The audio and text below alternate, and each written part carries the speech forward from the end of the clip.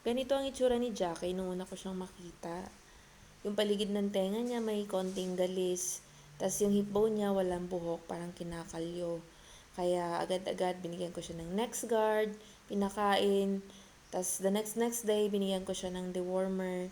At katagalan, gumanda na rin yung katawan niya. Hanggang sa nanganak siya, nakakagat, itinapon sa pound. At hindi ko kayang hahayaan na lang siya doon na mamatay. Kaya kinuha ko siya kahit wala na akong space. At itong moment na to, nag-aantay siya para sa kanyang morning walk habang binibilad ko yung mga solar panel. Kaya, ayan, pabalik-balik kami sa kalsada hanggang sa 15 minutes kami, saka kami uuwi. Kasi hindi rin naman siya pwedeng mapagod. Kasi pag napagod siya, hindi na siya maglalakad. Tatayo na lang siya. Hindi ko naman siya kayang buhatin kasi ang bigat-bigat niya. 24 kilograms siya sa timbang niya ngayon.